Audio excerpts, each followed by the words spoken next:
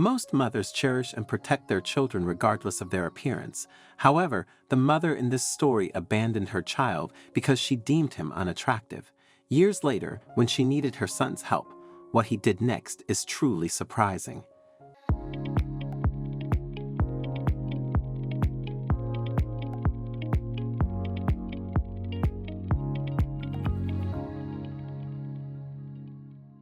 Joan and her twin sister Joanna grew up in a Christian household.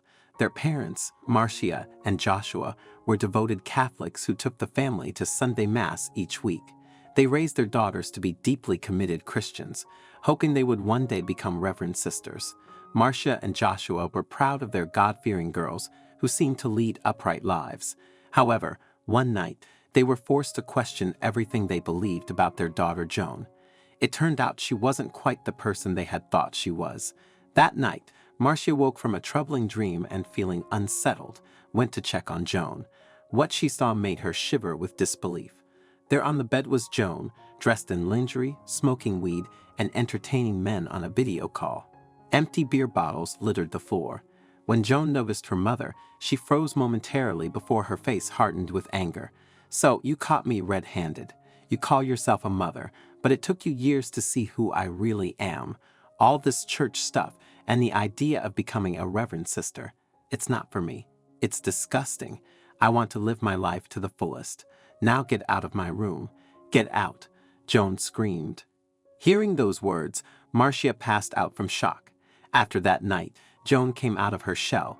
She would come home late. Sometimes she would even leave the house for a day or two. Finally, her parents checked her into rehab, and that was when Joan, then 18, snapped.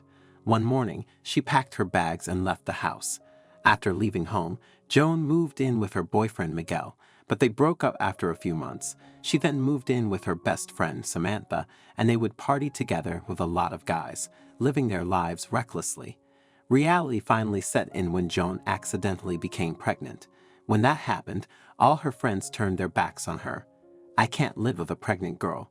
What do you think people will think of me? You can't stay here anymore. Please pack your things and leave right now," Samantha told Joan angrily, rendering her homeless. For a few days, Joan lived in shelters until she got a job as a bartender. She later entered into a romantic relationship with the bar owner, Micah, a divorcee who didn't mind that Joan was already pregnant. Apart from working at the bar, Micah also made her do some of his dirty deals, from which he made huge amounts of money. The pregnancy was smooth and safe, even though Joan, now living with Micah, rarely went for antenatal care. Micah took good care of Joan and even made her stop working at the bar, although he still made her do some unspeakable things with the men who often visited the bar. One cool Friday evening, Joan's water broke, and Micah rushed her to the hospital. Unfortunately, upon arrival, Joan developed complications because the baby wasn't well positioned, so she was quickly wheeled into the operating room for an emergency C-section.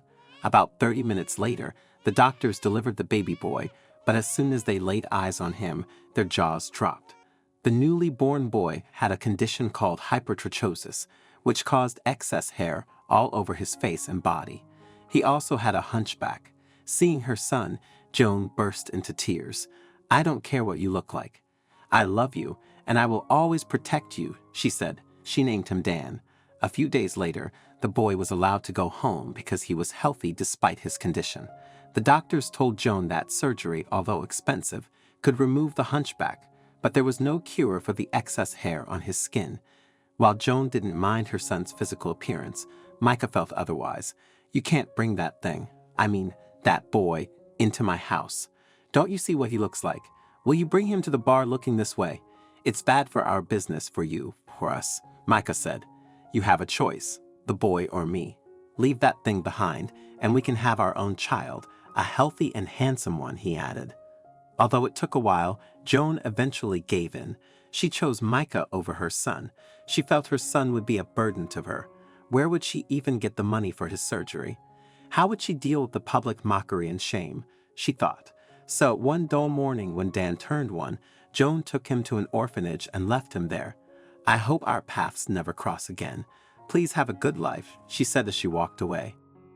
While in the orphanage, Dan proved to be a resilient, charming, and well-behaved boy. Although he was passed over for adoption several times because of his looks, luck eventually shone on him when he turned 6. A wealthy widow, Ellen, walked into the orphanage one day and fell in love with Dan's sweet nature. She decided to adopt him. A few weeks later, Dan moved into his new home, where he was lavished with love and care. After a few months, Ellen paid to have Dan's hunchback removed. Sadly, there was still no cure for the excess hair on his body, but Ellen taught her son not to let his looks define him. She raised him into a confident and smart young man. After graduating high school, Dan gained admission to college to study medicine. He graduated with honors and got a job at one of the best hospitals in the city. Everything was going fine. Dan loved his job, and he was happy until one afternoon when he felt his world crumble. A few minutes after Dan arrived at work, a woman was rushed into the hospital. She needed an urgent operation after sustaining an injury while crossing the road. Onlookers said she seemed lost in thought and just crossed without looking, while some said she was trying to take her own life. Dan quickly donned his scrubs and rushed to the operating room, but nothing could have prepared him for what he was about to see. When Dan entered the surgery room, his eyes popped and his jaw dropped when he saw the woman on the operating table. Although they were of different genders, Dan felt as if he was staring at a female version of himself.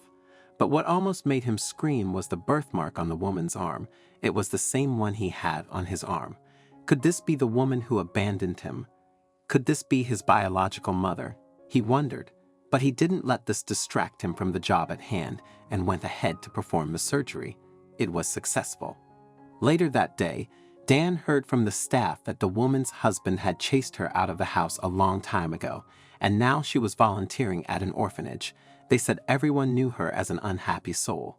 When Dan got home that day, he told Ellen everything about the woman and that he suspected she was his biological mother. So the duo went to the orphanage to confirm Dan's suspicion. It turns out Dan was right.